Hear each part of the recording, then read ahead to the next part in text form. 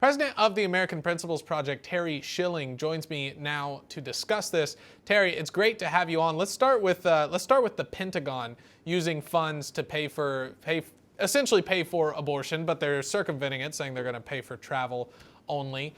Your thoughts on the Pentagon's move here? Well, it's just, first of all, thanks so much for having me, Addison. And by the way, I'm looking forward to actually taking back power so that Yeah. we're not always talking about all these negative things, right? Mm-hmm. And we're on That's the right. verge of that with these midterms. But listen, it's shocking to me that the Pentagon is trying to kill babies, right? We hire them to kill bad guys, and they're killing the best guys, which are our preborn children. Look, this is just a reflection of where our elites are, right? There is a regime in place. It's a progressive, anti-American regime that wants to kill our babies, destroy our families, and ultimately destroy our country. And that's where they've set out to do. And we really need to shake up the military, right? If anything's obvious with Milley and all these corrupt officials over at the Pentagon, we've known for years that the Pentagon's got a bloated budget, that they're up to really bad things that we don't know about. You know, $100,000 for a hammer. You've heard a lot over the course of the history of this country. They're doing a lot of things that we don't even know about. So this is what they're bragging about. So what are they doing that we don't know about?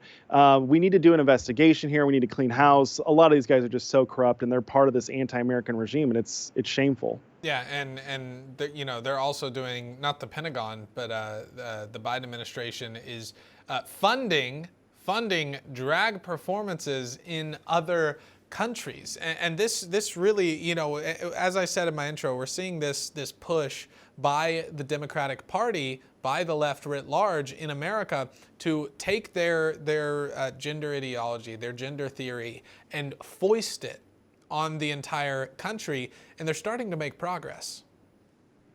Well, I don't think they're making that much progress, right? They've made incredible progress in taking over our institutions, and now they're trying to take over these elite institutions globally.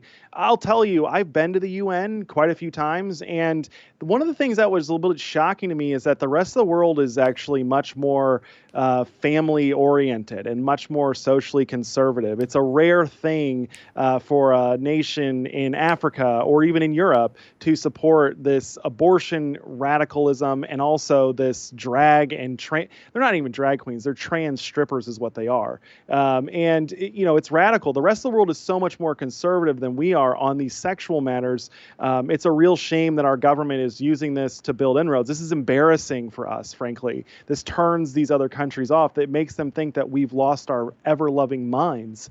And frankly, it's hard to make the case that our government hasn't lost its ever-loving mind.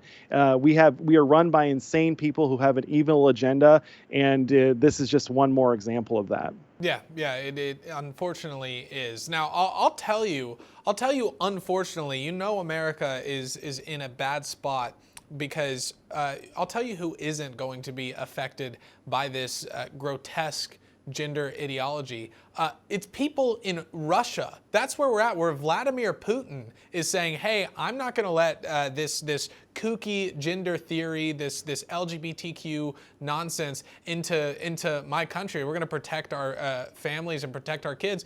Putin's a bad guy, right? No one likes Vladimir Putin by and large, especially not in the GOP as much as the left likes to say we're all Putin shills. But even he has the insight to recognize the madness and how far off the deep end the West has gone with this stuff.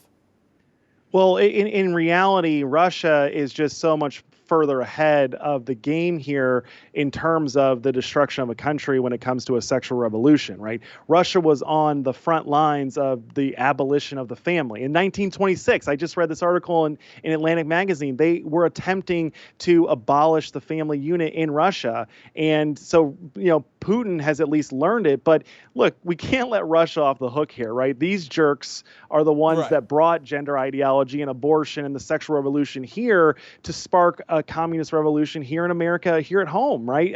So yeah, they've learned their lesson. They know how destructive the sexual revolution was to their own country and how it's still wreaking havoc here now in America. And so they're just ahead of the curve on this, and they've already gone through the destruction. Now they're in the restoration phase. Yeah, that's exactly right. They got the test run, and they even now are trying to stay far from it, which should tell us something, right? When the smoke signals are going off.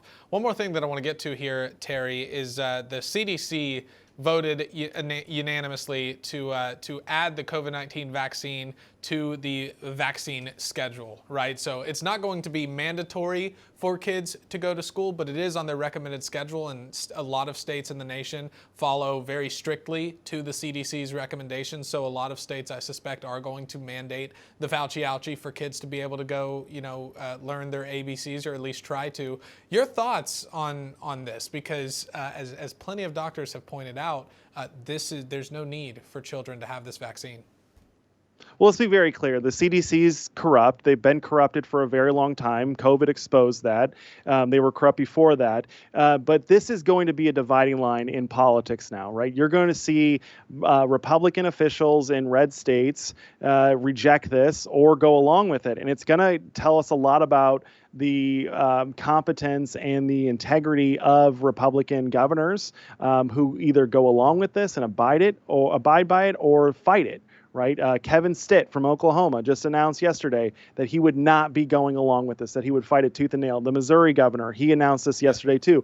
These governors are fighting back against it. Obviously, Democrat governors are going to go along with it, but they're going to be doing a lot of damage. And really the reason behind this push is to get rid of the liability from Pfizer, right? So once the CDC recommends it and these governments adopt it as policy, guess what? Pfizer's no longer on the hook for malpractice claims and for all the harm that they've been causing to our kids. So this is just a way to get them out of trouble, get them out of liability. And guess who's going to be put on the liability? The taxpayers, the government, and which obviously taxpayers like us fund. So it's a really terrible step, and we need to do a full-fledged investigation and send some people to jail because this is so harmful and destructive to our country and parental rights, and it's unconstitutional, by the way. Yeah, quick side note there. Terry Schilling from the American Principles Project. It's always great to have you on the show. Thank you so much. God bless. Thanks, Addison.